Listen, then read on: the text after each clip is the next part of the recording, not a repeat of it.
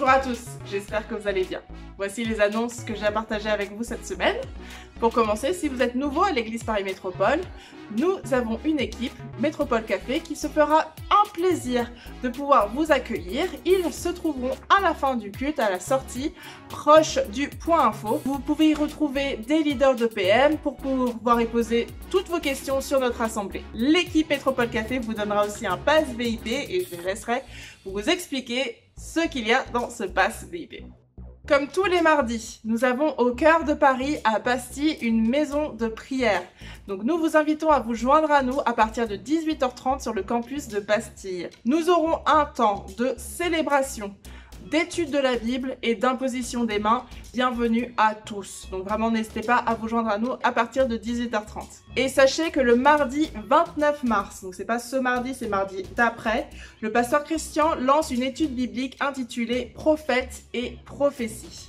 Et voici quelques annonces spécifiques pour le campus de République. Dimanche 27 mars, sur le campus de République, il y aura un culte spécial recrutement avec une rencontre avec les leaders de chaque département. Donc si vous souhaitez vous impliquer au sein de PM et plus particulièrement sur le campus de République, vous ne devez pas manquer le culte du 27 mars qui est spécial recrutement. Et à noter, le prochain culte en commun spécifique pour Pâques aura lieu le dimanche 17 avril sur le campus de République. Donc on se retrouvera tous pour célébrer la résurrection de notre Seigneur et notre Sauveur sur le campus de République. Et nous aurons comme invité le pasteur Mathieu Bléry de l'église Momentum. J'en ai terminé au niveau des annonces, mais un petit rappel concernant les réseaux sociaux. Si vous souhaitez être tenu au courant de tout ce qui se passe à l'église Paris Métropole, n'hésitez pas à vous abonner à nos réseaux sociaux, Facebook, Instagram et bien sûr la chaîne YouTube pour pouvoir retrouver toutes les prédications en rediffusion. Et vous pouvez aussi retrouver toutes les prédications en rediffusion en format podcast, donc sans la vidéo, juste le son, en format podcast sur toutes les bonnes plateformes de téléchargement de type Deezer, Spotify, iTunes, etc. Un dernier message de la part de l'équipe pastorale qui vous remercie pour vos offrandes dévotives et votre si fidèle générosité. Pour ma part, merci beaucoup pour votre attention. À très bientôt et soyez bénis!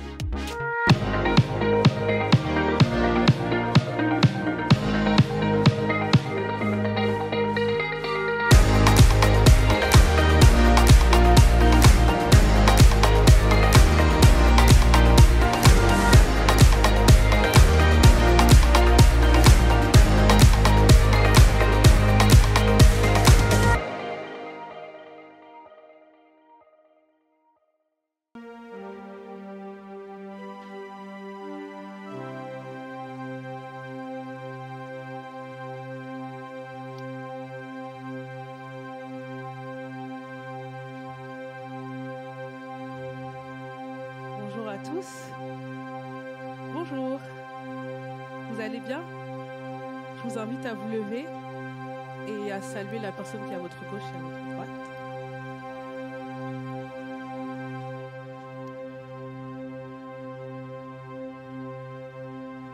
Ce matin, on va déclarer que le Seigneur vit en nous, malgré les circonstances actuelles que le monde traverse.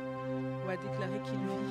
Dans Ésaïe 41, verset 10, il est dit: ne crains rien car je suis avec toi, ne promène pas tes regards inquiets car je suis ton Dieu, je te fortifie, je viens à ton secours, je te soutiens de ma droite triomphante. Amen.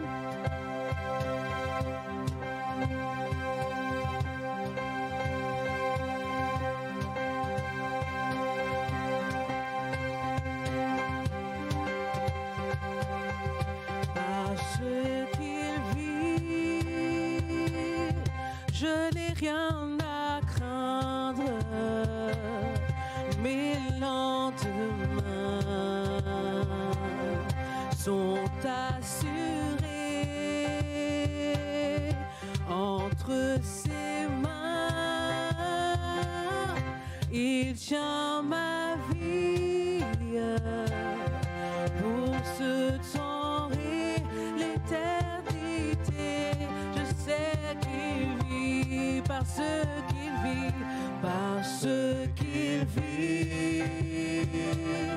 Je n'ai rien à craindre, non, non, mes lendemains sont assurés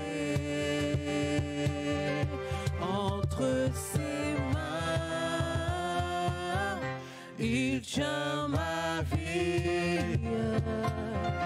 pour ce temps et l'éternité. Je sais qu'il vit parce qu'il vit, parce qu'il vit. Je n'ai rien à craindre, non, non, mes lendemains sont assurés entre ses mains. Il tient ma vie pour ce temps et l'éternité. Je sais qu'il vit pour ce temps et l'éternité. Je sais qu'il vit pour ce temps et l'éternité. Je sais qu'il vit. Alléluia. Seigneur Jésus, tu vis en nous. Et nous sommes reconnaissants de la grâce que tu nous fais ce matin. Et nous voulons te louer encore.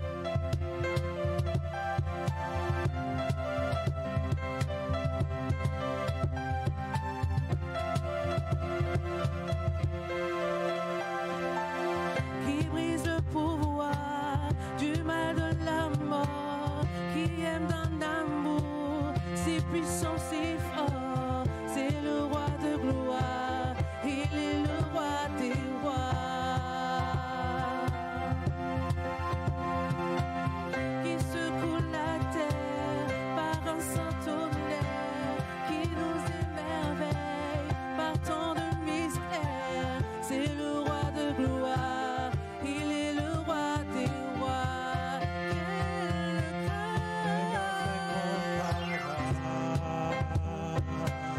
Quel amour infini, que tu aies pris ma croix, que tu sois mort pour moi. Tu as donné ta vie pour qu'enfin je sois libre. Oh, Jésus, je te chante pour ce que tu as fait.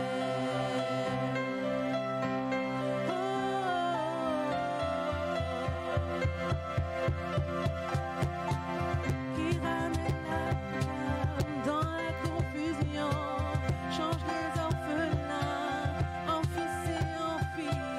C'est le roi de gloire, il est le roi des rois. Qui règne sur les peuples dans la vérité, brille comme le soleil de tout son éclat. C'est le roi de gloire, il est le roi des rois. Et grâce incomparable, quel amour infini, que tu aies pris ma croix, que tu sois mort pour moi. Tu as donné ta vie pour qu'enfin je sois libre. Oh, Jésus, je te chante pour ce que tu as fait. Tu es l'agneau immolé, tu es le roi vainqueur sur la mort. Tu es l'agneau immolé, tu es le roi vainqueur sur la mort. Tu es l'agneau immolé, tu es le roi vainqueur sur la mort. Tu es l'agneau immolé, tu es le roi vainqueur sur la mort. Tu es l'agneau immolé, tu es le roi vainqueur sur la mort. Tu es l'agneau immolé, tu es le roi, quelle grâce incomparable. quel amour infini, que tu as pris ma croix,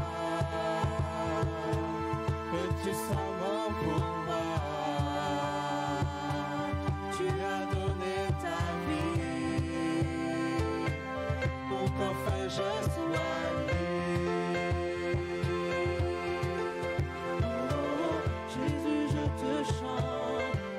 que tu as fait, Jésus, je te chante, Jésus, je te chante pour ce que tu as fait, Jésus, je te chante, Jésus, je te chante pour ce que tu as fait. Alléluia. Jésus, nous te chantons encore ce matin.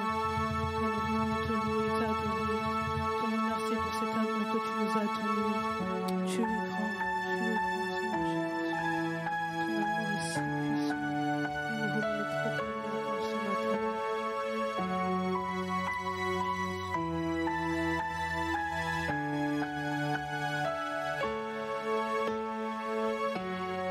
Dans mes premiers mots, je me connaissais déjà. Oui, tu es si bon envers moi.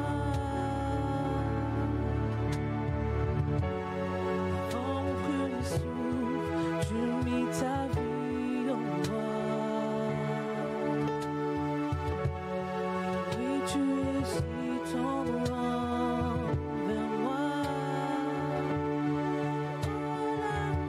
Oh, l'amour versant extravagant, infini de Dieu, sans faiblir, il me cherche, il me poursuit, me ramène à lui. Je suis utile et sans limite, et pour moi tu t'es livré. Oh, l'amour versant extravagant, infini de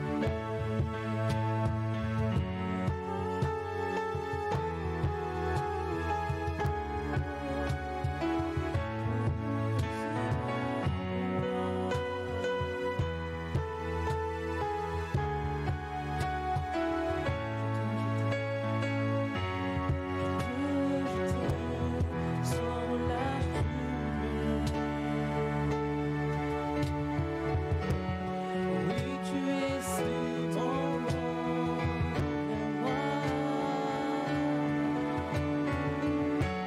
Je me sens bien, tu m'as offert la croix. Oui, tu es si tendre envers moi. Oh, l'amour versant extravagant, infini de Dieu, sans faiblir, il me cherche, il me poursuit, me ramène à lui. Je suis utile et sans limite, et pour moi qui t'es livré. Oh, l'amour versant extravagant, infini de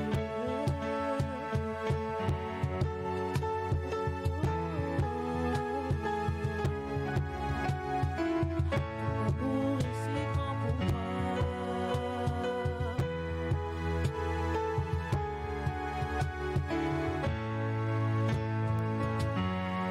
Mon est trop sombre, mon trop élevé pour que tu me cherches. Aucun mur ne peut résister, le mensonge tenir, sans fin tu me cherches. Aucun homme n'est trop sombre, ni mon trop élevé pour que tu me cherches.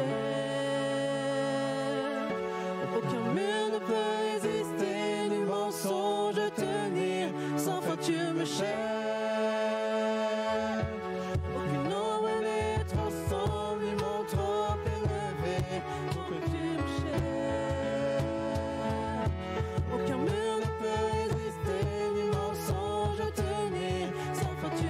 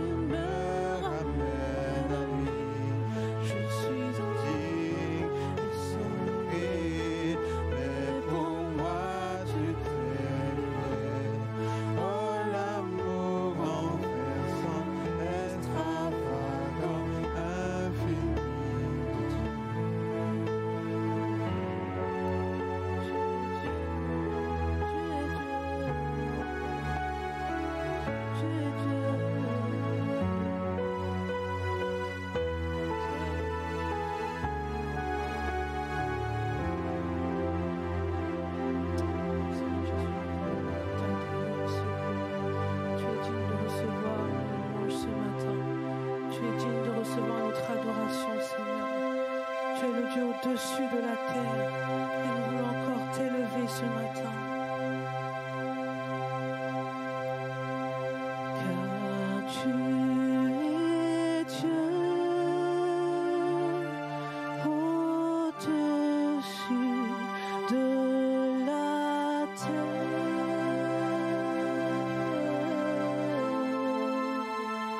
Tu établis ton trône dans les cieux, car tu es Dieu au-dessus de la terre.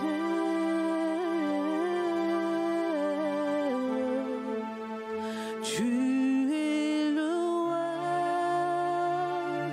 tu es le seul Dieu, car tu es Dieu au-dessus de la terre.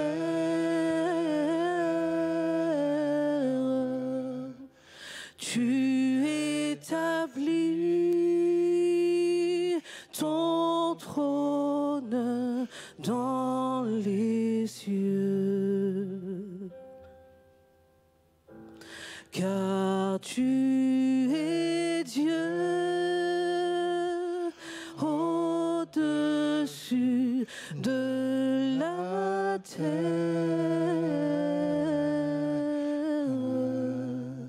Tu es le roi, tu es le seul Dieu.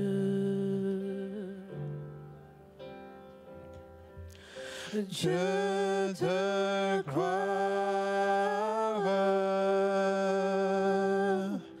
je te crois, Tu es Dieu, je te crois, tu es roi. tu es roi, Nous déclarons Dieu de gloire, Dieu de gloire. je te crois, Dieu de gloire. je te crois, je te crois,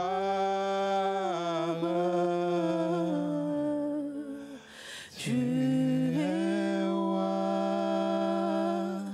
car tu es Dieu, car tu es Dieu au-dessus,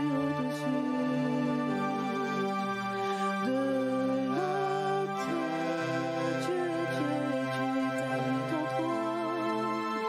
Tu établis ton trône dans les cieux. Oui, tu es Dieu, car tu es Dieu au-dessus de la terre. Tu es le roi, tu es notre Dieu. Disons, je t'adore, je t'adore, je t'adore. je t'adore,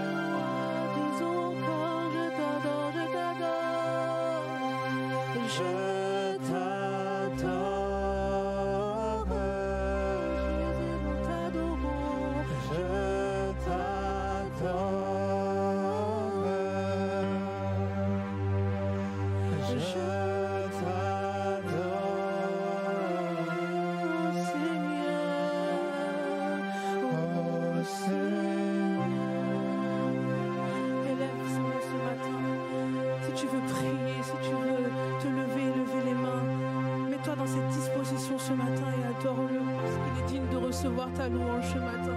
Il est digne de recevoir ton adoration. Ne regarde pas à tes problèmes, ne regarde pas aux circonstances, juste adore-le, adore-le ce matin. On reprend. Car tu es Dieu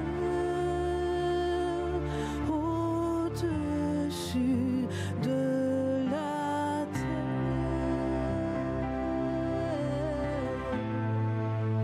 Tu établis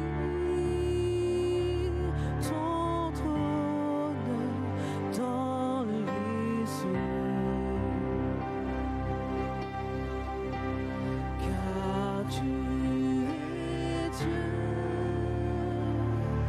au-dessus de la terre.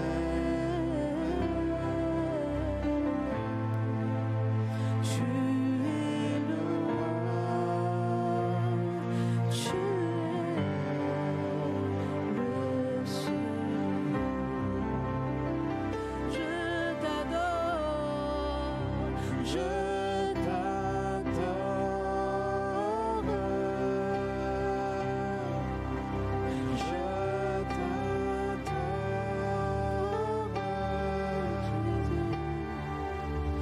Je t'adore,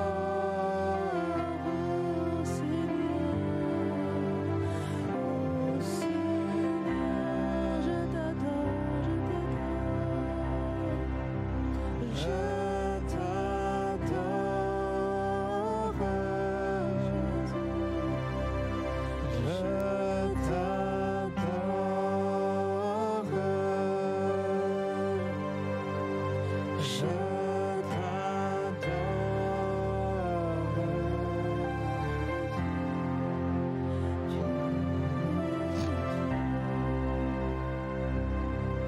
Si des personnes veulent élever la voix, sentez-vous libre ce matin d'élever le Seigneur.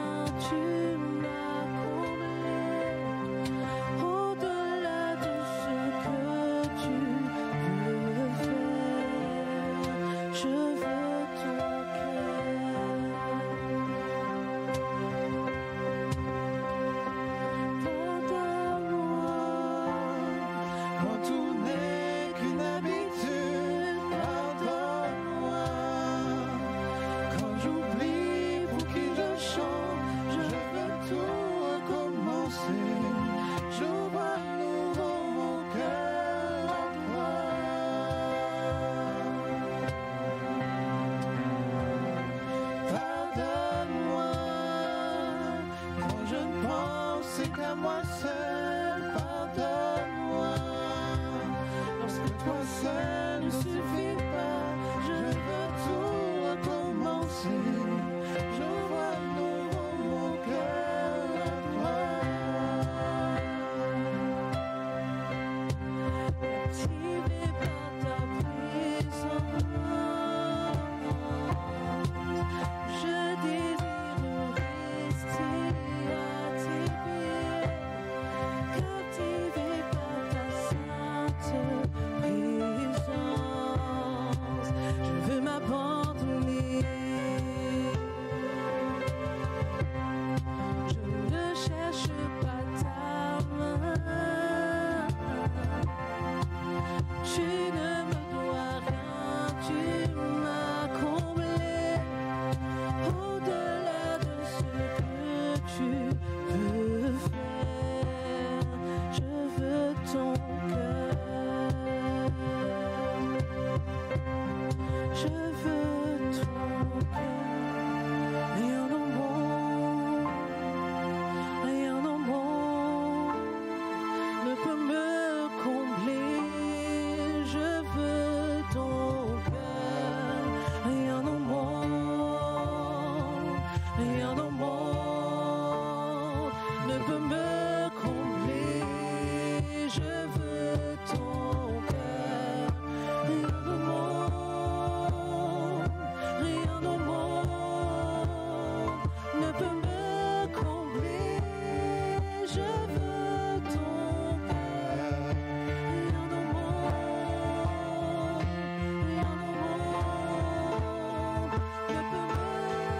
me. Je veux ton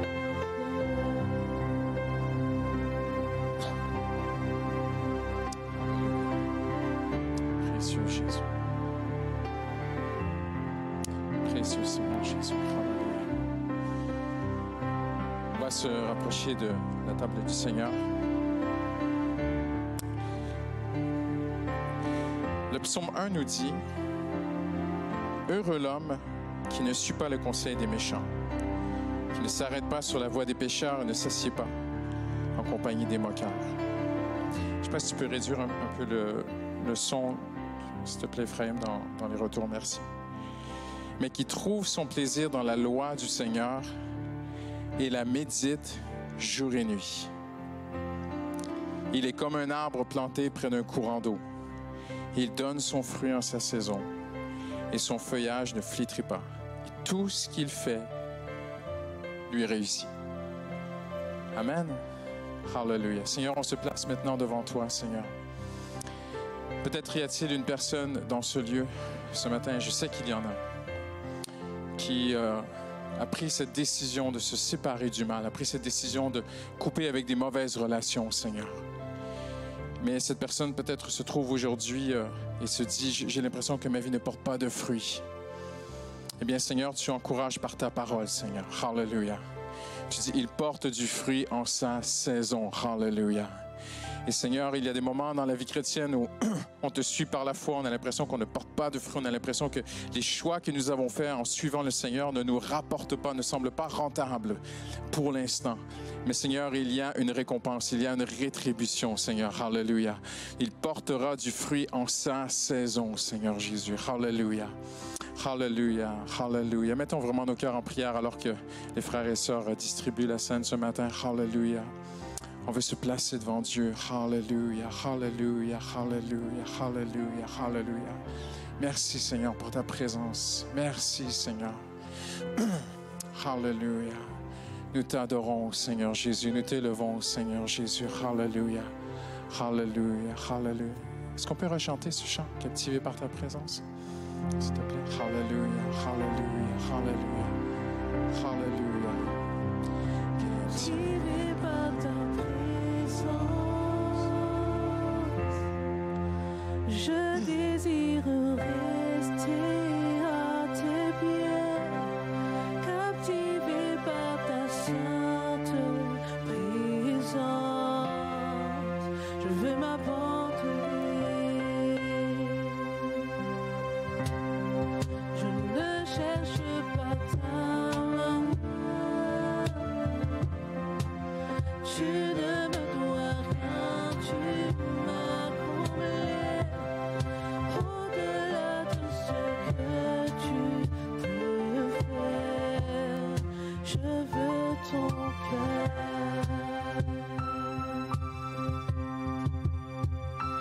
Pardonne-moi quand tout n'est qu'une habitude. Pardonne-moi quand j'oublie pour qui je chante. Je veux tout recommencer. J'ouvre à nouveau mon cœur à toi.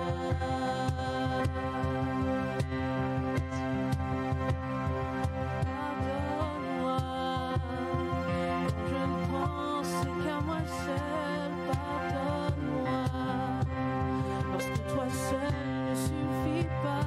Je veux tout recommencer. J'ouvre à nouveau mon cœur à toi. Captivé, captivé par ta présence, je désire rester à tes pieds. Captivé par ta sainte présence, je veux m'abandonner. Je ne cherche pas ta main. Tu ne me dois rien, tu m'as comblé. Au-delà de ce que tu peux faire, je veux ton cœur. Hallelujah. Il est dit dans la parole de Dieu que le soir où le Seigneur fut livré, il prit du pain, il prit du vin, et après l'avoir rompu, il dit « Faites ceci en mémoire de moi ». C'est un texte que nous connaissons par cœur. Et c'est très important ce matin de ne pas faire les choses, on le dit souvent, par rituel ou par habitude, mais vraiment avec sincérité. Amen. Qu'est-ce qu'on fait ce matin? On se souvient, faites ceci en mémoire de moi. Il y a 2000 ans, le Seigneur Jésus fit une alliance avec nous. Et vous savez, à l'époque, c'était ainsi qu'on faisait une alliance. C'était ainsi qu'on faisait un contrat. Ça se faisait dans le mariage, ça se faisait dans toutes sortes de sphères de la société. Et c'est ce que Jésus fit avec nous. Il a fait une alliance dans laquelle nous sommes entrés. En fait, il fit une alliance avec son Père. Et nous sommes entrés par la grâce, par la foi, dans la puissance de la croix. Nous sommes dans cette alliance avec le Seigneur Jésus. Et c'est ce que nous célébrons et c'est ce que nous témoignons ce matin. Amen. Prenons le pain et prenons le vin.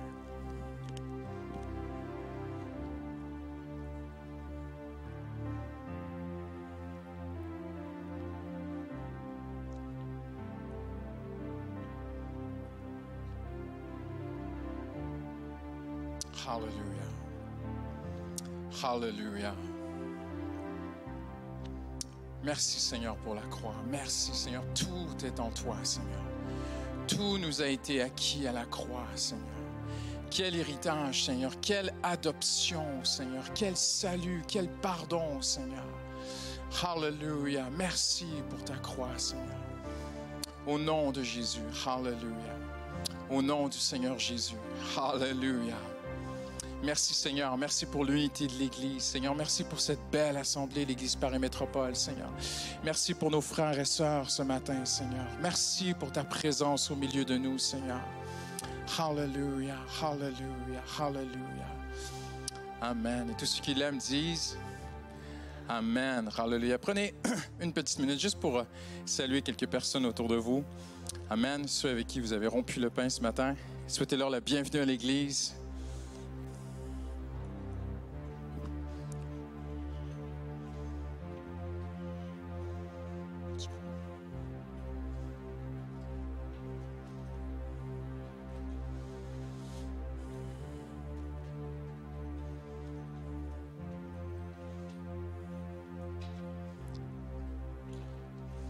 Amen. Hallelujah. On se réjouit, Amen, ensemble. Ce matin, dans la présence de Dieu, c'est vraiment un de très, très bons moments. On est aussi très heureux de cette réouverture de République. Merci aussi à tous ceux qui sont partis comme missionnaires sur République. Et si vous l'avez à cœur, il y a encore de la place. Vous savez, nos 2 cultes du matin sont quand même encore relativement pleins. Ça fait un peu de la place. Ça libérer de la place, c'est important pour aider la croissance de l'Église. Je voudrais juste ce matin, en introduction, prendre le temps de souligner, de remercier un ministère de cette Église, un service qui est dans l'ombre, que vous ne voyez pas. C'est les intercesseurs qui se réunissent chaque semaine. J'étais avec eux. J'ai fait la première veille de la nuit. Il y avait une nuit de prière. Et puis, ça touche vraiment le cœur de voir ces gens qui se tiennent, amen, sur la brèche et qui prient. Pendant que vous êtes là, dans une pièce à côté, il y a des intercesseurs qui sont là et qui prient pour le bien de l'Église, pour nos frères et sœurs. Et si vous avez à cœur de vous joindre à eux, n'hésitez pas. Je pense que vous pouvez le faire directement à travers notre site Internet. Quelques annonces rapidement. J'ai beaucoup d'annonces ce matin. Je vais essayer d'y aller rapidement. Donc, mardi soir prochain qui vient, on a une réunion de prière spéciale. On va se réunir. Nous allons accueillir quelques pasteurs du CNEF. Le CNEF, c'est la fédération, c'est une association qui regroupe plusieurs églises évangéliques de France. Et quelques pasteurs de Paris vont se joindre à nous mardi du CNEF avec le président de CNEF 75, Philippe, et on va prier ensemble. Amen. Nous vivons des temps vraiment particuliers.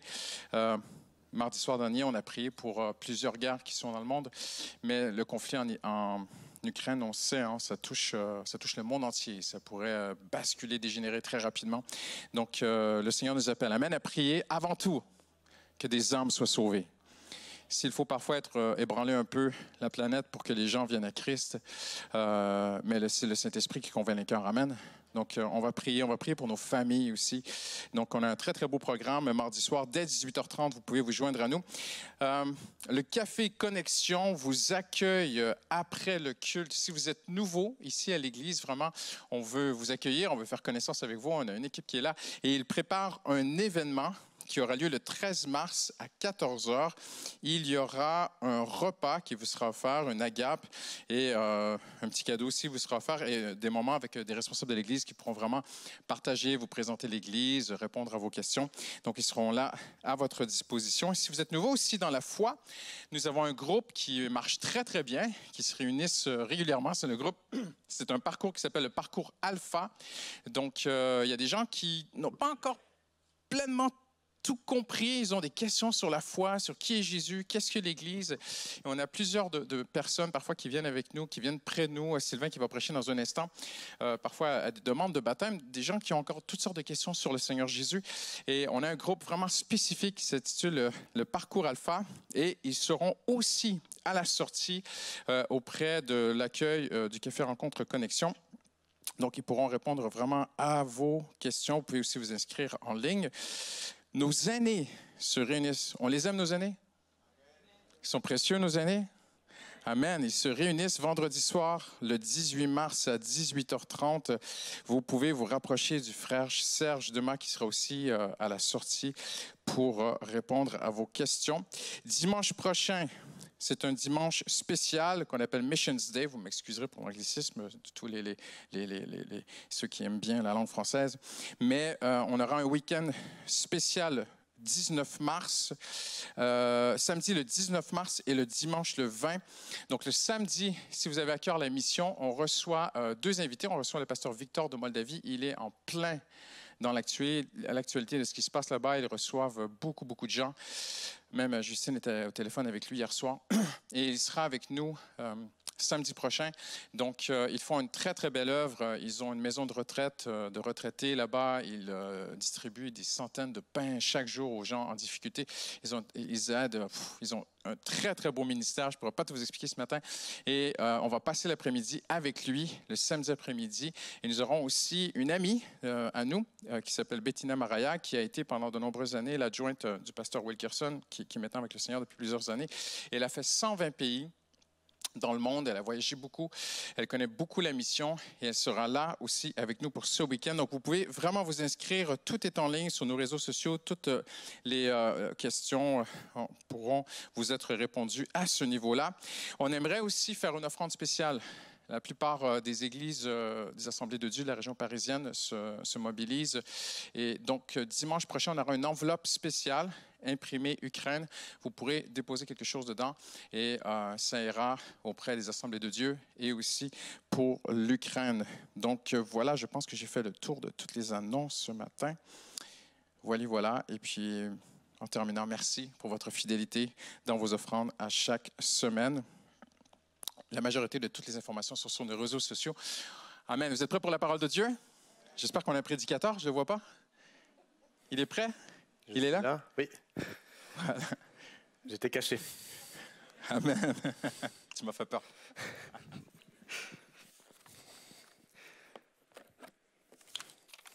Bonjour à tous mes frères et sœurs.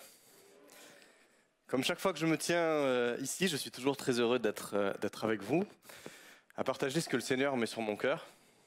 Et autant vous dire que c'est une bénédiction que de pouvoir partager avec vous. Et j'espère que vous êtes avec moi ce matin.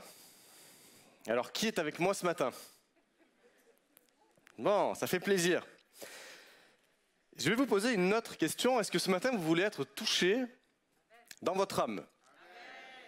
Ce matin, je sens que vous êtes chaud pour le Seigneur et ça fait plaisir. Alors on va faire quelque chose, c'est pas quelque chose que j'apprécie forcément en temps normal, mais regardez quelqu'un à côté de vous et posez-lui la question, comment va ta foi ce matin?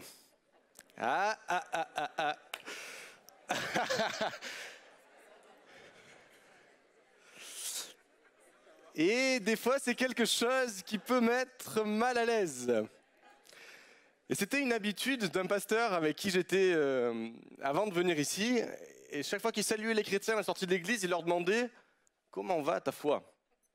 Et souvent j'étais mal à l'aise parce que je me disais « Mais vraiment, comment va ma foi? Est-ce que c'est le Seigneur qui me parle? Est-ce que… » Et ça m'a des fois remis en question.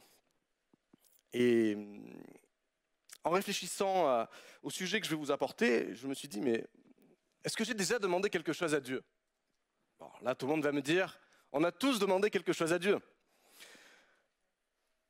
Est-ce qu'on a déjà pensé demander quelque chose à Dieu qu'on pensait impossible? Et là, je lève aussi la main et je vous dis, ben oui, j'ai déjà demandé des choses au Seigneur et je n'étais pas certain que le Seigneur puisse les accomplir. Et tout ça, ça nous mène à quoi? Ça nous mène à un sujet que nous allons aborder ensemble, qui est le fatalisme. Un grand sujet. Comme vous le savez, en tant que chrétiens, nous sommes des gens qui croyons. Nous sommes des gens qui avons une foi, et je me définis en tant que tel, en tant que chrétien, en tant qu'ayant une foi, en tant que croyant en Jésus-Christ. Et alors, est-ce que le fatalisme a sa place en tant que chrétien? Eh bien, ça peut arriver, oui. C'est un mot qui vient du latin « le destin ». Et on entend souvent, quand vous discutez avec les gens, « Ah, il m'est arrivé quelque chose de difficile, j'ai cassé ma voiture ». Ça, c'est le destin. Ou alors, j'ai loupé, j'ai passé un entretien pour du travail, j'ai essayé d'avoir un enfant, j'ai pas réussi, on a perdu cet enfant, c'est le destin. Et même en tant que chrétien, on peut l'entendre, et c'est cette façon de penser à Dieu et de penser que le cours des événements, en fait, est compliqué. Et on se dit des fois, peut-être, Seigneur, je te demande quelque chose, mais j'attends toujours la réponse. On peut avoir une maladie, je vais vous citer un exemple, on peut avoir une maladie qui est présente dans notre vie depuis des années. Et on prie le Seigneur et on est heureux et on a notre foi en Jésus-Christ et on se dit mais est-ce que Seigneur réellement tu peux guérir cette maladie? Ça fait tant d'années et aujourd'hui je suis toujours bloqué. Donc j'ai bien cette foi en toi, je sais que tu peux le faire, mais Seigneur, je suis bloqué.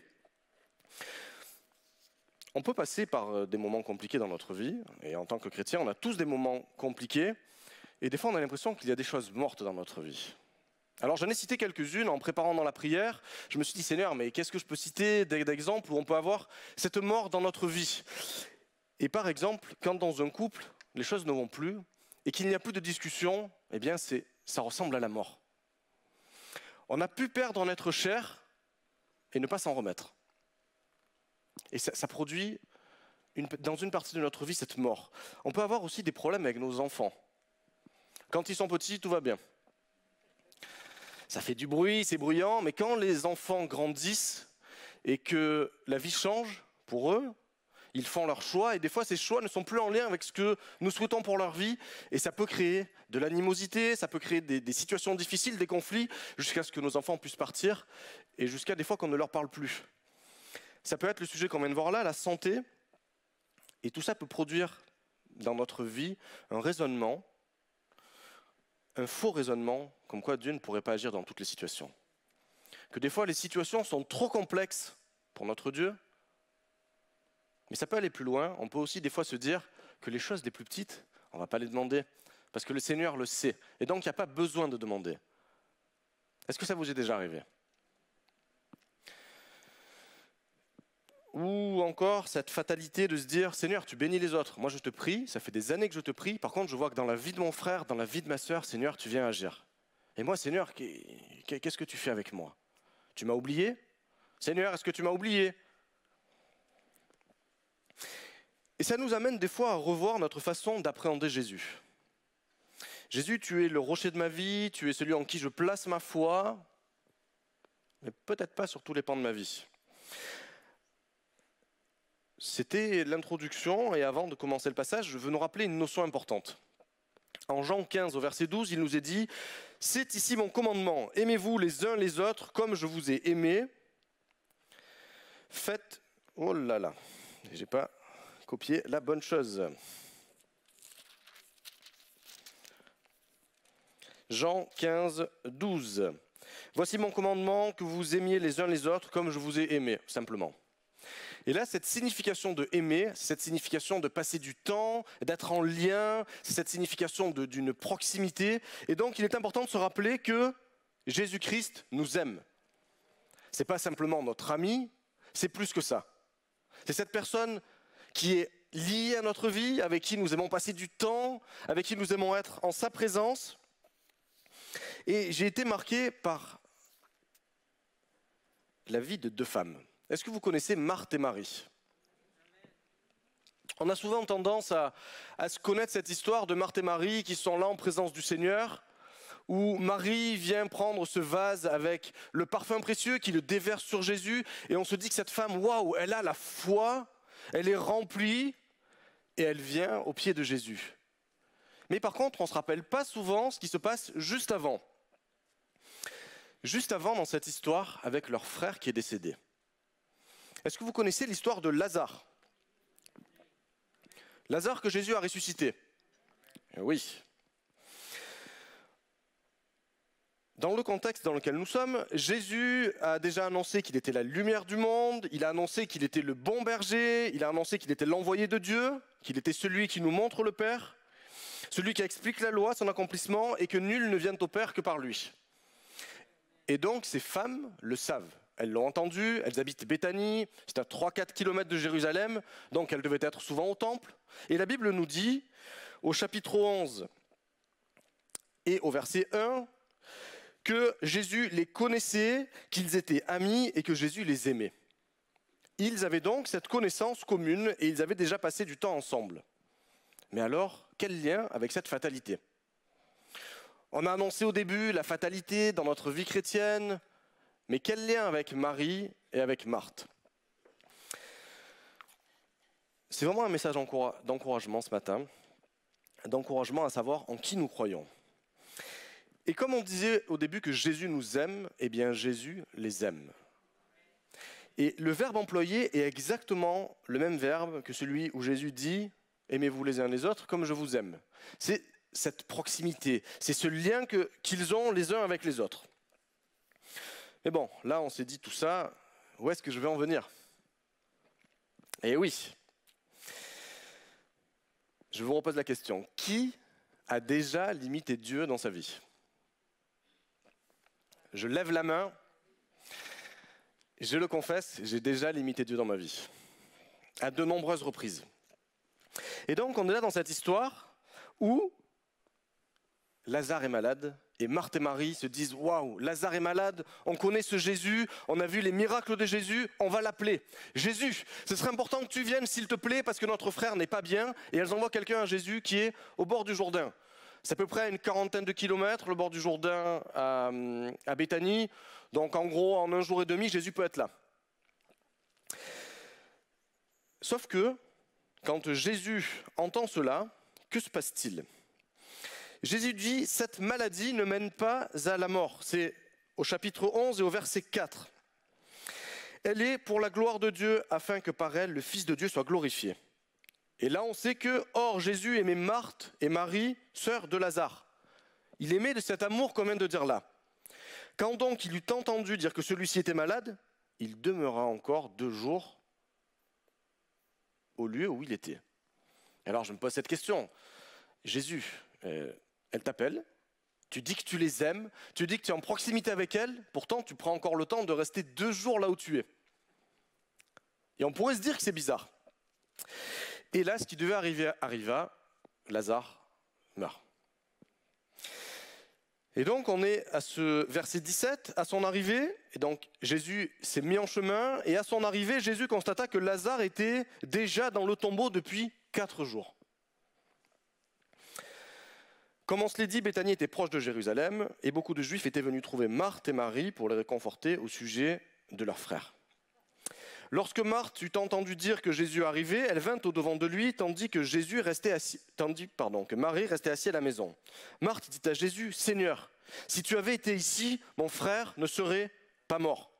Mais maintenant, même si tout ce que tu demanderas à Dieu, Dieu te le donnera. » Jésus lui dit, « Ton frère se relèvera. » « Je sais, lui répondit Marthe, qu'il se relèvera à la résurrection au dernier jour. » Jésus lui dit, « C'est moi qui suis la résurrection et la vie. Celui qui met sa foi en moi, même s'il meurt, vivra, et quiconque vit et met sa foi en moi ne mourra jamais. Crois-tu cela ?» Elle lui répondit, « Oui, Seigneur. Je suis convaincu que c'est toi, le Christ, le Fils du Dieu, qui vient dans le monde. » Et là, j'ai été touché de me dire, cette femme place sa foi en Jésus, elle l'a fait appeler, mais Jésus n'est pas venu en temps et en heure. Et on a ce passage au début qui nous dit qu'il est dans le tombeau depuis 4 jours. Et dans la pensée juive de l'époque, l'âme reste à côté du défunt pendant 3 jours. Et donc le défunt a la possibilité de ressusciter parce que son âme reste à côté. Mais au bout du 4e jour, que se passe-t-il? Le corps est laissé à la putréfaction, il se décompose, il commence à sentir mauvais. Et là on est déjà au 4e jour. Mais Jésus n'est pas intervenu. Et donc Marie plaçait cette foi en Jésus en lui disant « Mais Seigneur, je sais que tu peux venir, je t'ai vu faire des miracles, et aujourd'hui viens vite parce qu'il va mourir. » Et il est mort, et ça fait 4 jours. Et donc dans la pensée de Marie, on se rend compte qu'elle n'a pas tout à fait compris, et qu'elle a besoin encore que sa foi se développe. Elle pense, et d'ailleurs elle n'en veut pas à Jésus si vous remarquez. Elle n'en veut absolument pas à Jésus. Elle dit simplement « Tu n'es pas arrivé en temps et en heure Jésus, et mon frère, aujourd'hui, c'est fini pour lui. » Et elle n'a pas compris ce que lui dit Jésus, qui lui dit « Je suis la résurrection et la vie. » Et « Je suis la résurrection et la vie », c'est tout de suite. Marthe le comprend au sens de « ce sera à la résurrection des morts ». Et les pharisiens de l'époque pensaient que Dieu dirigeait toutes choses. Très bien. Ils pensaient aussi que la résurrection des morts était bien présente. Il croyait en une vie après la mort et il croyait en l'existence des anges et des démons. Un petit peu comme nous. On croit en toutes ces choses-là et Marthe croyait en ces choses-là. Pour autant, cela ne représente pas qui est Jésus et ce qu'il est capable de faire. Marthe est dans cette situation où elle pense que le pouvoir de la mort est plus fort que Jésus. Elle place sa foi en lui, elle le reconnaît, et c'est pour ça qu'elle l'a appelé. Elle a vu son œuvre, mais Seigneur, là c'est trop difficile. Ça fait 4 jours. Il est en décomposition, il sent mauvais, tu ne peux plus rien faire. Et des fois dans nos vies, c'est ce qui nous arrive. On a perdu un proche, et on n'arrive pas à s'en remettre. Seigneur, je ne peux pas. Ça a détruit quelque chose dans ma vie, et aujourd'hui j'ai une partie de moi qui est morte.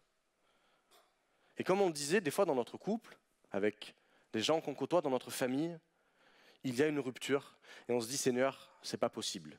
Pour autant, le Seigneur est bien le centre de notre vie, on a bien placé notre foi en lui, on a bien confiance en lui, mais on n'a pas mesuré tout ce que le Seigneur peut faire.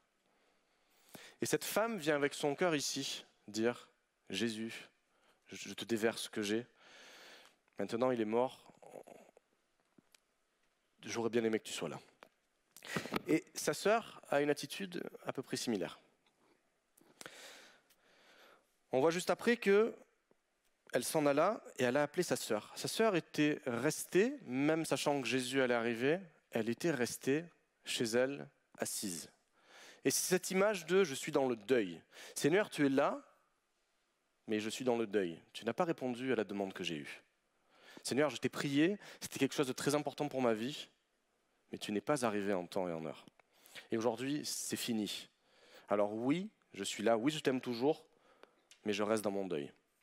Elle ne vient pas voir Jésus directement. Par contre, quand sa sœur lui dit « le maître est arrivé, il t'appelle », elle est touchée. Et qu'est-ce qu'elle fait? Elle va voir Jésus. Lorsque Marie fut arrivée là où était Jésus et qu'elle le vit, elle tomba à ses pieds et lui dit « Seigneur, si tu avais été ici, mon frère ne serait pas mort. » Exactement la même phrase que sa sœur. « Seigneur, si tu avais été ici, mon frère ne serait pas mort. » Quand Jésus la vit pleurer, et qu'il vit aussi pleurer les autres juifs qui étaient avec elle, son esprit s'emporta et il se troubla. « Où l'avez-vous mis ? » Seigneur, lui répondirent-ils, viens voir. Jésus fondit en larmes. Les Juifs disaient donc, c'est vraiment son ami. Mais quelques-uns d'entre eux dirent, lui qui a ouvert les yeux de l'aveugle, ne pouvait-il pas aussi en faire en sorte que cet homme ne meure pas? Et là on voit donc ces 2 femmes qui sont là, qui aiment Jésus, qui l'ont appelé, et elles ont l'impression que le Seigneur ne leur a pas répondu. Et on voit ce passage où il est dit « son esprit s'emporta pour Jésus et il pleura ». Et d'ailleurs on peut dire, et c'est souvent ce qui est dit, c'est le verset le plus court de la Bible. Eh bien c'est une bonne chose parce que ça va permettre de nous rappeler ce que ce passage veut nous dire. Si on revient en avant, toujours au chapitre 11 au début, Jésus est en train d'enseigner ses disciples et il leur dit « Lazare va mourir ». Et il va même plus loin, il leur dit « Lazare est mort et pour vous, je me réjouis de ne pas avoir été là afin que vous croyiez. » Waouh! Jésus dit « Je me réjouis de ne pas avoir été là quand il est mort. » Mais attends Seigneur, elles ont crié à toi et toi tu te réjouis de ne pas être là? Je ne comprends pas Seigneur. La Bible nous enseigne que quand un malheureux crie, l'Éternel l'entend et il vient à son secours. Et alors Seigneur, tu fais quoi dans cette histoire? Aïe. La fatalité, est-ce que c'est une preuve de fatalité? Jésus n'est pas là parce qu'il ne peut pas, et donc la finalité c'est que, Seigneur, tu es aussi grand que tu veux, dans ma situation personnelle, eh bien tu n'es pas là. Seigneur, je crie à toi, mais tu n'es pas là au bon moment. Est-ce que vous pensez qu'elles avaient la foi? Et je le pense aussi qu'elles avaient la foi. Est-ce que vous pensez qu'elles avaient un cœur sincère? Elles avaient un cœur sincère et elles ne reprochent rien à Jésus. Dans leur douleur, dans leur deuil, elles ne reprochent rien à Jésus. Elles lui font simplement part de lui dire, si tu avais été là, tu aurais accompli les mêmes miracles que ceux que tu as faits. Et ça peut nous rappeler dans notre vie des fois où on crie au Seigneur pendant longtemps et on ne voit pas le Seigneur agir. Et on se dit, Seigneur, peut-être que ça ne t'intéresse pas, peut-être c'est un problème trop grand pour toi, peut-être c'est un problème trop petit pour toi. Et ça peut produire chez nous de fausses croyances. Que le Seigneur ne nous écoute pas. Revenons à ce qu'on s'est dit tout à l'heure. Au verset 5, il nous est dit « Or, Jésus aimait Marthe, sa sœur, et Lazare. » Il les aimait d'un amour inconditionnel. Et c'est le même terme d'aimer que celui où Jésus dit qu'il nous aime, vous tous, et qu'il m'aime moi. Alors comment Jésus ne peut pas être présent?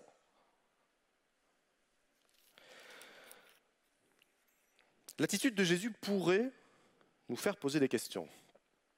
Mais n'oublions pas quelque chose. Le temps du Seigneur n'est pas notre temps. On se le redit ensemble? Le temps du Seigneur n'est pas notre temps. La foi ne change pas. Même si on a l'impression que le temps est long et que le Seigneur vient trop tard, le temps ne change pas. Regardez ce que vont dire ces Juifs. Lui qui a ouvert les yeux des aveugles, ne pouvait-il pas aussi faire que cet homme ne meure pas? C'est une attaque à Jésus. Ah, Jésus, tu es fort, mais la mort est plus forte que toi. Et d'ailleurs, c'est ce que diront Marthe et Marie. Jésus, il est mort, c'est fini. It's over. Game over pour lui. C'est terminé, il est enterré, il sent mauvais. Seigneur, tu ne peux plus rien faire. La mort l'a emporté. Et alors, quelle est cette attitude de Jésus? Pourquoi est-ce que Jésus, au verset 34, nous dit qu'il s'emporta et il se troubla? Est-ce que vous vous êtes déjà posé cette question? Jésus se rend compte que son message n'a pas été compris.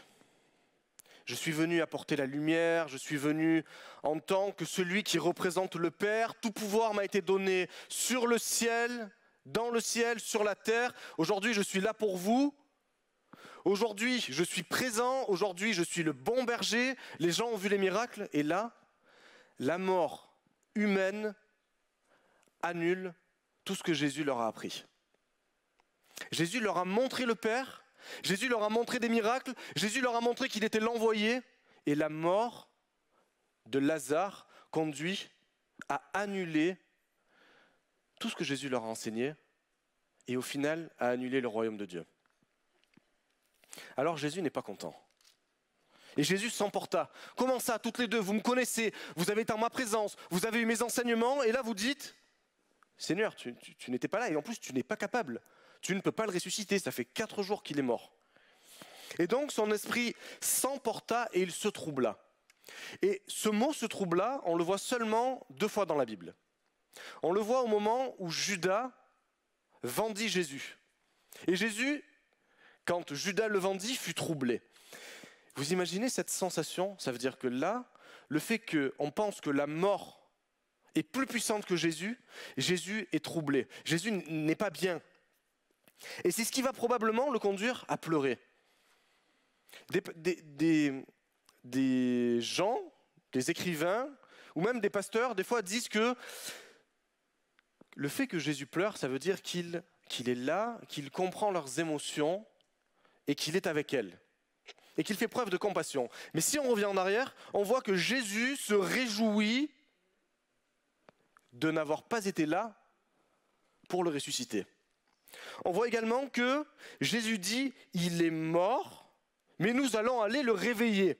Il y a donc cet espoir, il y a donc cette résurrection qui va arriver. Comment Jésus pourrait-il pleurer sur quelque chose où il s'est réjoui et sur quelque chose où il a annoncé « je suis la résurrection, je suis la vie ». Et là je pleure parce que Lazare est mort. Jésus est attristé par cette réaction face à la mort.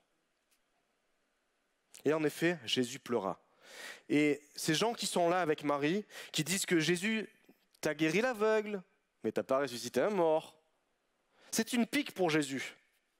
Jésus, au final, t'es pas aussi fort. Tu n'es pas le Christ, tu es peut-être un prophète, mais tu n'es pas le Christ qui ramène la vie. Pourtant, Jésus a bien dit à Marthe, « Je suis la résurrection et la vie. » Et Marthe lui a répondu, « Oui, je suis convaincu que c'est toi qui es le Christ, le Fils de Dieu, celui qui vient dans le monde. » Et là, après ces paroles, on peut voir que Jésus s'emporte de nouveau. Encore là, ils lui disent, mais la mort est plus forte que toi.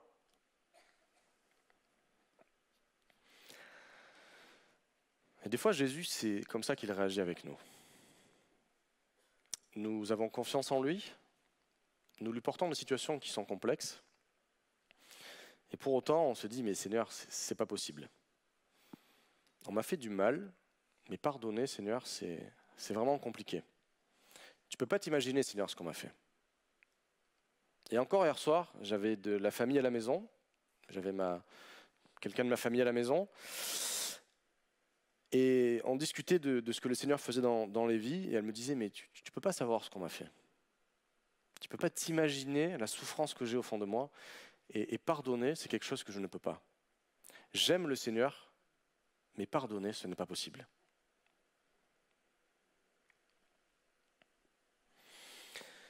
On peut voir comment Jésus a agi. On va le voir au travers de son déplacement temporel. Pas temporel, pardon, de localisation. Déjà, Jésus attend 2 jours avant de partir. Il sait exactement ce qui se passe. D'ailleurs, il a enseigné ses disciples. « Seigneur, s'il n'est pas endormi, il est sauvé. » Jésus a parlé de la mort, et Jésus leur dit « Je me réjouis de ne pas avoir été là, afin que vous croyiez. » Jésus attend 2 jours, et quand il arrive, il ne vient pas directement dans la situation dans laquelle ces 2 femmes vivent. Il ne vient pas au plus proche de là où elles sont. Il les laisse venir à elles. Il les laisse venir à lui, pardon. Et donc, il se situe en dehors de la ville. Et on peut voir Marthe, dès qu'elle apprend que Jésus est là, elle court à lui. Mais Jésus n'est pas encore dans l'action même de la mort de Lazare. Et on peut voir la même scène avec Marie. Jésus ne vient pas au devant. Par contre, il l'interpelle. Et Marie vient à lui. Jésus, je m'approche de toi. Et d'ailleurs, elle se jette à ses pieds. Comme ces lépreux qui ont été guéris, ils se sont jetés aux pieds de Jésus en lui disant « Tu es le Seigneur, tu es le Maître, on reconnaît tes enseignements, s'il te plaît, guéris-nous, s'il te plaît. » Et bien là, Marie, elle fait la même chose. Elle se jette à ses pieds, donc elle le reconnaît comme celui qui enseigne, celui en qui elle place sa foi. Mais pour autant, il y a bien cet aspect de « Seigneur, tu ne peux pas venir là. » Jésus reste au dehors jusqu'à ce que tout le monde lui fait part de son ressenti et de son cœur. Et là, Jésus vient dans la situation. Et il vient s'approcher et il demande à aller au tombeau. Et dans nos vies, c'est pareil. Des fois, nous crions le Seigneur, nous avons de grosses difficultés que nous n'arrivons pas à résoudre, et on crie au Seigneur, « Seigneur, viens m'aider s'il te plaît. » Mais Seigneur, tu es loin. Seigneur, tu es loin. Il est loin, mais il est là. Il est loin, mais il entend ta voix. Il est loin et il a déjà prévu le plan de sortie pour ta vie. Alors même si tu as l'impression que le Seigneur est loin, il est présent dans ta vie et il attend le moment opportun pour pouvoir agir. Il a peut-être quelque chose à t'apprendre. Et donc si tu te dis, Seigneur, tu es loin, merci Seigneur que tu sois loin. Le fait que le Seigneur soit loin va apprendre à Marthe et Marie exactement qui est ce Jésus de la vie. Jésus aura dit, je suis la résurrection, je suis la vie, maintenant. Ce n'est pas la résurrection des morts que vous ressusciterez, c'est maintenant, je suis la vie. Et donc aujourd'hui, si ta vie, tu as l'impression que c'est la mort, aujourd'hui, Jésus est là. Aujourd'hui, Jésus apporte la vie. Et Jésus se réjouit de ne pas avoir été là pour ressusciter Lazare. Quelle va être la réaction de Marthe? Jésus, après s'être emporté, vint au tombeau. Il rentre dans le vif du sujet. Il est bien en proximité maintenant, il est là. Jésus, c'était une grotte et une pierre avait été placée devant. Jésus dit, enlevez la pierre. Et là, Marie qui a dit, oui Seigneur, moi je suis convaincu que c'est toi le Christ, le Fils de Dieu, celui qui vient dans le monde, dit, Seigneur, ils sont déjà. C'est le 4e jour. Rebelote, elle revient. Quand le Seigneur, on a l'impression qu'il est très loin, elle se dit, viens m'aider, viens m'aider. Quand le Seigneur s'approche de sa situation mais qu'il est encore loin, elle dit, Seigneur, tu n'as pas pu m'aider. Et quand le Seigneur est à côté d'elle, elle dit encore, mais Seigneur, tu comprends ce que je suis en train de te dire? La situation est impossible. Il est mort depuis 4 jours, il sent. Si tu ouvres la pierre, tout ce que tu vas trouver, c'est de l'odeur. Jésus lui dit, ne t'ai-je pas dit que si tu crois, tu verras la gloire de Dieu. Ils enlevèrent donc la pierre. Jésus leva les yeux et dit, Père, je te rends grâce de ce que tu m'as entendu. Quant à moi, je savais que tu m'entends toujours, mais j'ai parlé à cause de la foule qui se tient ici pour qu'ils croient que c'est toi qui m'as envoyé. Après avoir dit cela, il cria, Lazare, sors. Et le mort sortit. Il n'est pas dit, Lazare sortit. Jésus n'est pas là pour se faire plaisir, parce que c'était son ami et qu'il voulait ressusciter Lazare. Jésus est là pour montrer que la mort n'a pas d'impact. La mort n'a pas d'impact dans ta vie. Quelque chose de plus puissant est là, c'est la vie. Et même si demain, la mort physique vient, la vie continue. Parce que Jésus est la résurrection et la vie. Jésus a laissé des indices très clairs, à plusieurs reprises. Il lui a dit, je suis la résurrection et la vie. J'espère que ça doit être la 7e fois que je le dis ce matin. C'est vraiment quelque chose d'important. Jésus est tout puissant. Jésus est capable de faire des choses dans ta vie. Il les a enseignées et il est là. Marthe lui dit, Jésus, arrête, ne remis pas encore la plaie ouverte, s'il te plaît. Je t'ai prié, maintenant c'est fini, ne remue pas cette plaie. Et j'espère que ce matin, si tu as dans ton cœur une plaie, j'espère qu'elle est ouverte. Parce que si elle n'est pas ouverte, le Seigneur ne pourra pas te porter la vie. On ne réduit pas Jésus dans cette histoire à quelqu'un qui fait simplement preuve d'émotion, d'empathie et de chagrin dans cette situation. Nous avons notre foi qui est placée dans le sacrifice de Jésus-Christ. Et si Jésus fait ce miracle-là, c'est pour montrer qu'il est l'envoyé de Dieu et qu'il est celui qui peut tout. Ce n'est pas un jour de deuil, c'est un jour de joie. Cette maladie ne conduit pas à la mort. Elle conduit à la mort physique, mais elle conduit à la vie. Cette maladie n'est pas pour la mort. Et nous arrivons à la conclusion. Je vais appeler l'équipe de louange, s'il vous plaît. Et au travers de ce passage, Jésus nous montre qui il est profondément. Il nous encourage et il nous dit, ta foi ce matin est peut-être à 90%. Et ce que je veux te donner ce matin, c'est ces 10% supplémentaires. Je suis un remède à ta fatalité. Ne crois pas que la fatalité est ce qui va emporter ta foi. La fatalité n'emporte rien du tout. Jésus est plus fort que la fatalité. Jésus est plus fort que la mort. Jésus est plus fort que les situations qui sont mortes dans ta vie. Alors si ce matin tu crois, Jésus peut agir. Et Jésus nous l'a montré. Ce n'est pas parce qu'il est loin qu'il n'est pas là.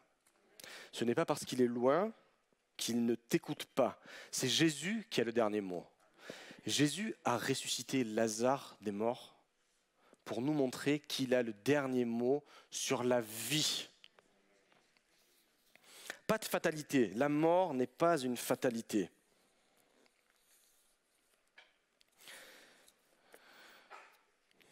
Ce n'est pas une promesse future. C'est une promesse présente. C'est une promesse présente de la vie en abondance. Jésus dit qu'il est le donateur de la vie et qu'il t'aime. Et comme il nous a aimés, eh bien à notre tour, nous voulons réfléchir à ces situations dans notre vie qui sont mortes, qui nous paraissent mortes. Et quand je vous disais ce matin comment va votre foi, c'est bien ce sujet-là. Est-ce que dans ta vie, il y a des choses qui sont mortes et que tu ne traites pas parce que tu as l'impression que c'est impossible à Dieu? Parce que tu as l'impression d'avoir tellement crié que tu t'es épuisé et que le Seigneur ne t'a pas entendu. Ce matin, le Seigneur t'a entendu. Il est là. Il est là et il est là pour toi. Notre foi peut être éprouvée, mais elle ne doit pas être limitée. La foi, c'est la foi dans ce Dieu vivant. On enlève ces faux raisonnements, on enlève ces souffrances. Si vous le voulez bien maintenant, que vous avez réfléchi, si dans votre vie il y avait des choses qui étaient mortes, on va laisser la place au Seigneur. On va se mettre dans cette attitude de dire Jésus, dans ma vie il y a peut-être ça qui ne va pas, mais je sais qu'avec toi j'ai tout. Tu m'as annoncé que même si tu étais loin, tu t'occupais de moi. Tu m'as annoncé que tu étais la résurrection et la vie, et aujourd'hui j'ai besoin de cette vie dans ma situation. Seigneur, tu ne réponds pas à mes prières. Oui, le Seigneur répond à ta prière, en son temps. Le Seigneur a pris le temps. S'il était venu tout de suite voir Marthe et Marie, elles n'auraient pas compris qui il était. Elles n'auraient pas compris ce qu'il allait accomplir à la croix.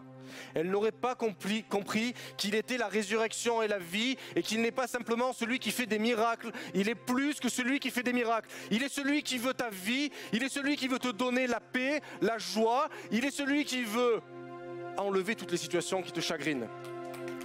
Alors nous allons le prier et nous allons placer notre disposition de cœur comme le Seigneur nous le demande. C'est vrai, Seigneur, encore ce matin que, comme tu nous l'as dit, tu es présent. Tu nous écoutes et tu es là.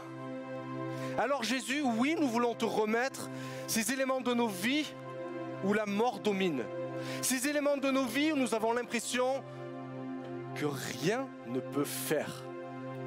Toi, tu peux faire parce que tout est entre tes mains. La vie t'appartient et tu dis « Je suis ». Et je suis, c'est maintenant, c'est ton moment. Dans ton cœur, ça travaille. Laisse le Seigneur venir, laisse le Seigneur agir. Il veut agir pour ta vie.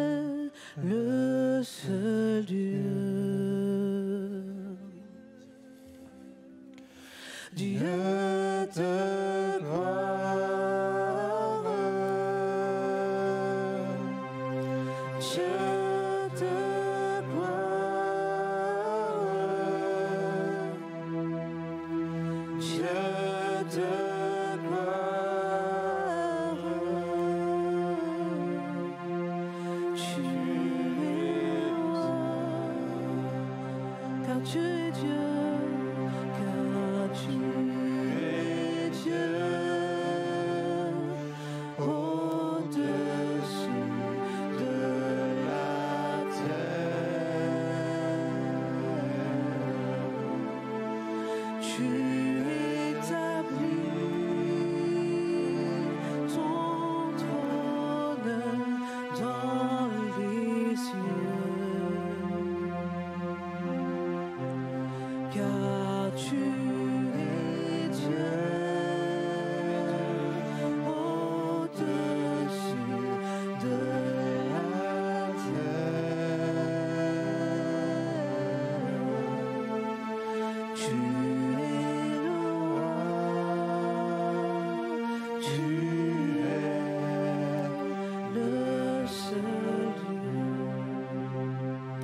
Seigneur veut parler à 2 personnes ce matin. Tu as une maladie, c'est une fibromyalgie, et ça fait longtemps que ça dure. Et c'est quelque chose de récurrent. Et le Seigneur a entendu ta prière. Il te dit ce matin qu'il veut agir pour toi et qu'il veut te guérir. Une deuxième personne également, tu penses tous les soirs à la mort, et c'est quelque chose qui te travaille. Et tu te dis tous les soirs, mais est-ce que demain je vais être là? Est-ce que je vais vivre? Le Seigneur te dit qu'il est la vie. La mort n'a pu le retenir et il est plus fort que la mort.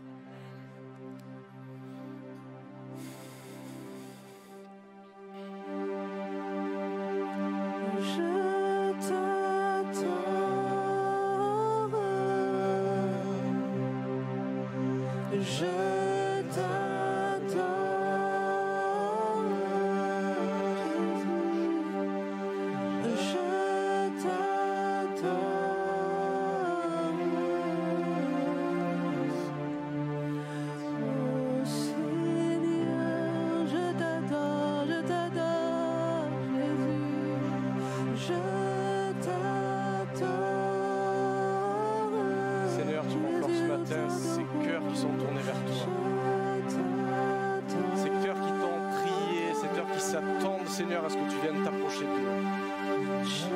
Viens encore ce matin accomplir ton œuvre, cette œuvre de restauration, cette œuvre de vie. Amen.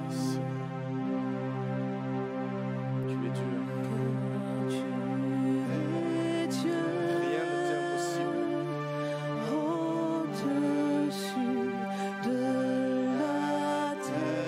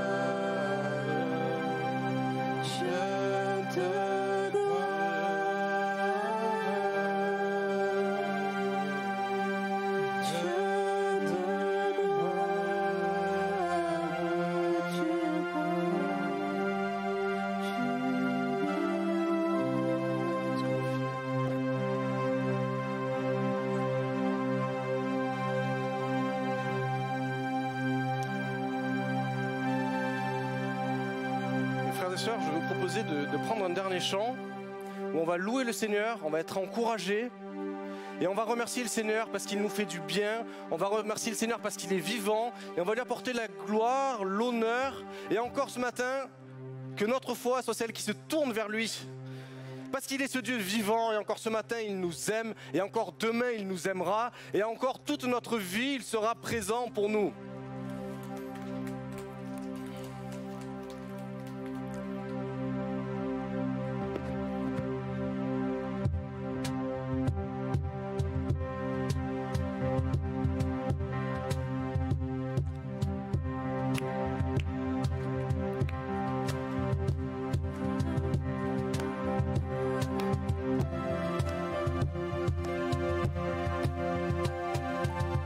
Qui brise pour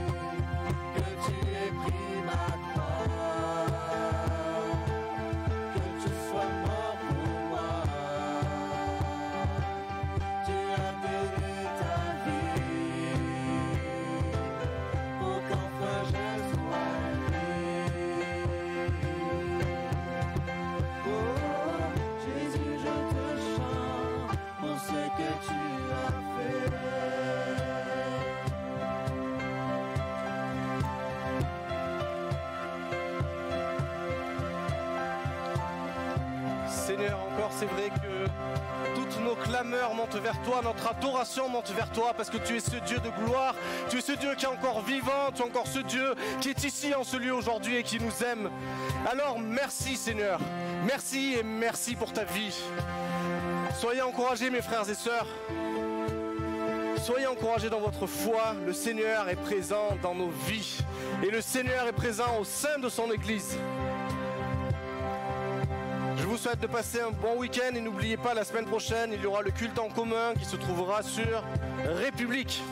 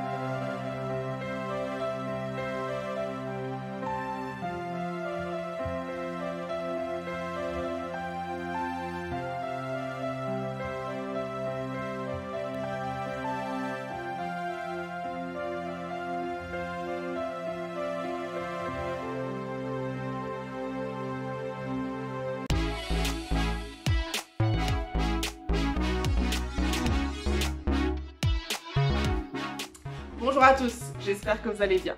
Voici les annonces que j'ai à partager avec vous cette semaine. Pour commencer, si vous êtes nouveau à l'église Paris Métropole, nous avons une équipe, Métropole Café, qui se fera un plaisir de pouvoir vous accueillir. Ils se trouveront à la fin du culte, à la sortie, proche du point info. Vous pouvez y retrouver des leaders de PM pour pouvoir y poser toutes vos questions sur notre assemblée. L'équipe Métropole Café vous donnera aussi un pass VIP et je laisserai vous expliquer ce qu'il y a dans ce pass VIP. Comme tous les mardis, nous avons au cœur de Paris, à Bastille, une maison de prière. Donc nous vous invitons à vous joindre à nous à partir de 18h30 sur le campus de Bastille. Nous aurons un temps de célébration, d'étude de la Bible et d'imposition des mains. Bienvenue à tous. Donc vraiment n'hésitez pas à vous joindre à nous à partir de 18h30. Et sachez que le mardi 29 mars, donc c'est pas ce mardi, c'est mardi d'après, le pasteur Christian lance une étude biblique intitulée Prophètes et prophéties. Et voici quelques annonces spécifiques pour le campus de République. Dimanche 27 mars, sur le campus de République, il y aura un culte spécial recrutement avec une rencontre avec les leaders de chaque département. Donc si vous souhaitez vous impliquer au sein de PM et plus particulièrement sur le campus de République, vous ne devez pas manquer le culte du 27 mars qui est spécial recrutement. Et à noter, le prochain culte en commun spécifique pour Pâques aura lieu le dimanche 17 avril sur le campus de République. Donc on se retrouvera tous pour célébrer la résurrection de notre Seigneur et notre Sauveur sur le campus de République. Et nous aurons comme invité le pasteur Mathieu Bléry de l'église Momentum. J'en ai terminé au niveau des annonces, mais un petit rappel concernant les réseaux sociaux. Si vous souhaitez être tenu au courant de tout ce qui se passe à l'église Paris Métropole, n'hésitez pas à vous abonner à nos réseaux sociaux, Facebook, Instagram et bien sûr la chaîne YouTube pour pouvoir retrouver toutes les prédications en rediffusion. Et vous pouvez aussi retrouver toutes les prédications en rediffusion en format podcast, donc sans la vidéo, juste le son, en format podcast sur toutes les bonnes plateformes de téléchargement de type Deezer, Spotify, iTunes, etc. Un dernier message de la part de l'équipe pastorale qui vous remercie pour vos offrandes et vos dîmes et votre si fidèle générosité. Pour ma part, merci beaucoup pour votre attention. À très bientôt et soyez bénis!